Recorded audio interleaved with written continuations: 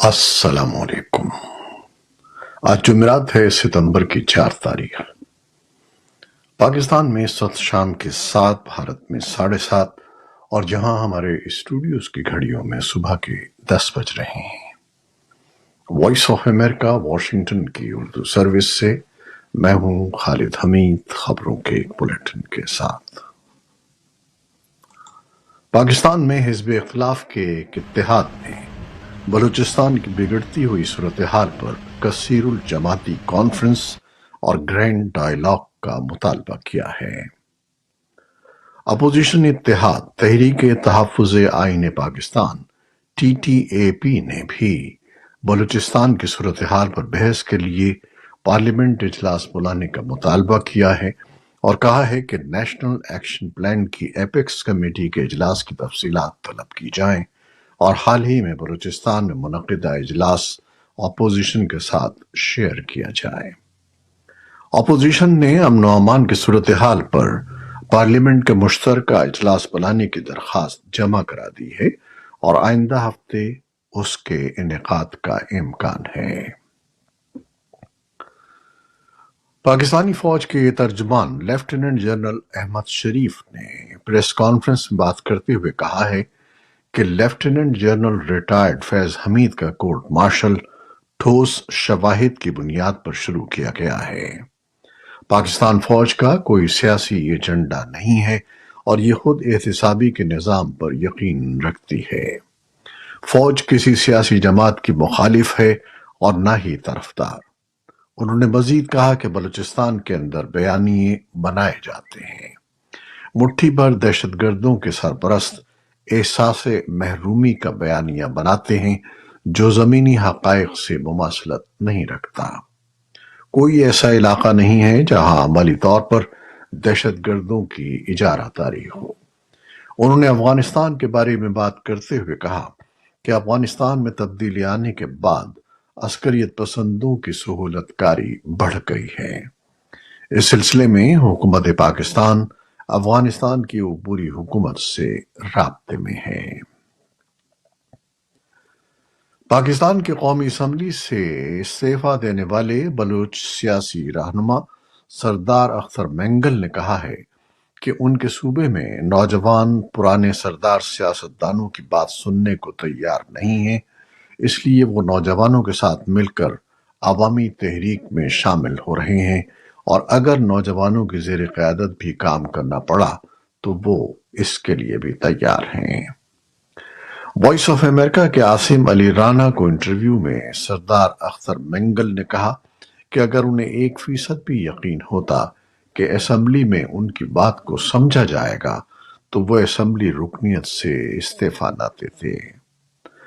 اب تک اسپیکر قومی اسمبلی نے ان کا استعفیٰ منظور نہیں کیا ہے۔ طالبان اور پاکستانی سرحدی فورسز کے درمیان بدھ کو ایک بار پھر جھڑپ ہوئی ہے۔ یہ جھڑپ خیبر پختونخوا کے ضلع کرم کے ساتھ سرحدی خوست صوبے میں طالبان کی طرف سے ایک نئی چوکی کی تنصیب پر ہوئی۔ دونوں اطراف کے ذرائع نے تصدیق کی کہ جھڑپیں اس وقت شروع ہوئیں جب طالبان جنگجو پاکستان کے ساتھ سرحد پر ایک نئی پوسٹ قائم کر رہے تھے جب وہ پاکستانی فورسز کے حملے کی زد میں آ گئے۔ اطلاعات کے مطابق دونوں فریق پوسٹ کی تعیناتی پر معاہدے کے لیے گزشتہ 3 دنوں سے مذاکرات کر رہے تھے، لیکن یہ مذاکرات ناکام ہو گئے اور طالبان نے پوسٹ کی تعمیر شروع کر دی تو پاکستانی فورسز نے انہیں روک دیا۔ بنگلہ دیش کی عبوری حکومت کے مشیر اعلیٰ اور نوبل انعام یافتہ محمد یونس نے کہا ہے کہ سابق وزیر اعظم شیخ حسینہ کے بھارت سے کیے جانے والے سیاسی تبصرے غیر دوستانہ ہیں۔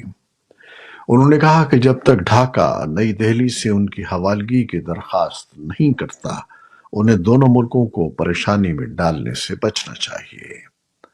محمد یونس نے بھارت کے خبر رساں ادارے پریس ٹرسٹ آف انڈیا کو انٹرویو دیتے ہوئے کہا کہ حوالگی کی درخواست تک بھارت ان کو اپنے یہاں رکھنا چاہتا ہے تو رکھے، لیکن اس دوران شیخ حسینہ کو خاموش رہنا ہوگا۔ شیخ حسینہ نے 13 اگست کو ایک بیان دیا تھا جس میں انہوں نے انصاف کا مطالبہ کیا تھا اور کہا تھا کہ جو لوگ دہشت گردانہ کارروائیوں اور لوٹ مار میں ملوث رہے ہیں ان کی جانچ کر کے انہیں سزا دی جائے۔ بنگلہ دیش میں طالب علموں کی زیر قیادت ایک ماہ قبل ایک تحریک کے نتیجے میں وزیر اعظم شیخ حسینہ کو اقتدار چھوڑ کر بھارت جانا پڑا تھا۔ جھڑپوں میں 600 سے زائد افراد مارے گئے۔ نوبل انعام یافتہ محمد یونس کی قیادت میں ایک نئی عبوری حکومت نے اقتدار سنبھالا ہے۔ ان کی کابینہ ملک کے نوجوانوں کے مطالبات کو پورا کرنے اور سلامتی کو یقینی بنانے کی کوشش کر رہی ہے۔ محمد یونس عوام سے صبر کی درخواست کر رہے ہیں اور ابھی الیکشن کی کوئی تاریخ طے نہیں ہوئی ہے۔ اسرائیلی وزیر دفاع یوو گالنٹ نے بدھ کے روز کہا کہ فوج کو مقبوضہ مغربی کنارے میں فلسطینی عسکریت پسندوں پر حملہ کرنے کے لیے اپنی مکمل طاقت استعمال کرنی چاہیے۔ گالنٹ نے اپنی وزارت کی طرف سے جاری کردہ ایک بیان میں کہا کہ دہشت گردی کے دوبارہ سر اٹھانے کے پیش نظر مغربی کنارے کے اسرائیلی نام یہودیہ اور سامریہ سے دہشت گردی تنظیموں کو ختم کر رہے ہیں۔ امریکہ مغربی کنارے میں تشدد کی مخالفت کر چکا ہے اور اس نے مغربی کنارے کے بعض افراد اور اداروں پر سفر کی پابندیاں بھی عائد کی ہیں۔ فلسطینی وزارت صحت کے مطابق غزہ جنگ کے آغاز سے اب تک اسرائیلی فوجیوں یا آبادکاروں نے مغربی کنارے میں کم از کم 661 فلسطینیوں کو موت کا شکار کیا ہے۔ اسرائیلی حکام کے مطابق اسی عرصے کے دوران فلسطینیوں کے حملوں میں فوجیوں اور پولیس اہلکاروں سمیت کم از کم 23 اسرائیلی ہلاک ہو گئے ہیں۔ روس کے صدر ولادیمیر پوٹن نے جمعرات کو کہا کہ وہ یوکرین کے ساتھ بات چیت کے لیے تیار ہیں، جبکہ اس سے قبل کرسک کے علاقے میں کیف کی جارحیت کے دوران انہوں نے مذاکرات کی تجویز کو مسترد کر دیا تھا۔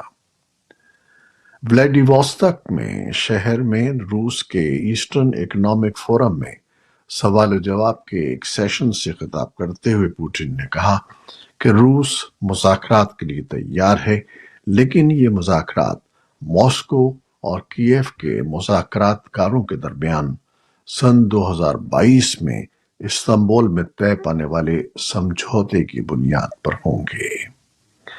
کرملن نے بارہا یہ دعویٰ کیا ہے کہ روس اور یوکرین سن 2022 کے موسم بہار میں ایک معاہدے پر پہنچنے کے قریب تھے۔ چینی رہنما شی جن پنگ نے افریقہ کے لیے اگلے 3 سالوں میں $50 بلین سے زیادہ کی مالی امداد اور براعظم میں کم از کم 1 ملین ملازمتیں پیدا کرنے میں مدد کا وعدہ کیا ہے۔ شی نے یہ اعلان بیجنگ میں ایک بڑے سربراہی اجلاس کی افتتاحی تقریب سے خطاب کے دوران کیا، جس میں درجنوں افریقی رہنما جمع تھے۔ وہ چین کے ساتھ براعظم کے اقتصادی اور سیاسی تعلقات پر تبادلہ خیال کے لیے اکٹھے ہوئے تھے۔ صدر شی نے کہا کہ اس رقم میں 210 بلین یوان کریڈٹ سہولیات اور 80 بلین یوان مختلف قسم کی امداد پر مشتمل ہوں گے، جبکہ چینی فرموں کو کم از کم 70 بلین یوان کی سرمایہ کاری کی ترغیب دی جائے گی۔ اور اب کچھ مختصر خبریں۔ چین نے فلپائن، جاپان اور تائیوان کے قریب حالیہ سمندری اور فضائی کارروائیوں میں اضافہ کیا ہے، جسے مبصرین بیجنگ کی طرف سے امریکہ کی انڈو پیسیفک خطے میں اپنے اتحادیوں کی حمایت کے عزم کو جانچنے کی ایک کوشش قرار دے رہے ہیں۔ امریکہ کی ریاست جارجیا کے ایک ہائی اسکول میں 14 سالہ طالب علم کی فائرنگ کے نتیجے میں 4 افراد ہلاک اور 9 زخمی ہو گئے ہیں۔ سیکیورٹی حکام نے فائرنگ کرنے والے مشتبہ طالب علم کو حراست میں لے لیا ہے۔ البتہ پولیس نے یہ نہیں بتایا کہ حملہ آور نے اسکول میں فائرنگ کیوں کی اور ساتھ ہی طالب علم کو نشانہ کیوں بنایا۔ کوکا کولا اور اس کی حریف کمپنی پیپسی کولا نے اپنے سافٹ ڈرنکس کی مانگ کو مصر اور پاکستان سمیت مسلم اکثریتی ملکوں میں بڑھانے کے لیے کئی دہائیوں میں لاکھوں ڈالرز خرچ کیے ہیں۔ اب دونوں کمپنیوں کو غزہ میں جنگ کے دوران ان ملکوں میں صارفین کی جانب سے اس بنا پر بائیکاٹ کی وجہ سے چیلنجوں کا سامنا ہے کہ دنیا بھر میں موجود سافٹ ڈرنکس کے یہ دونوں برانڈ امریکہ اور اسرائیل کی علامت ہیں۔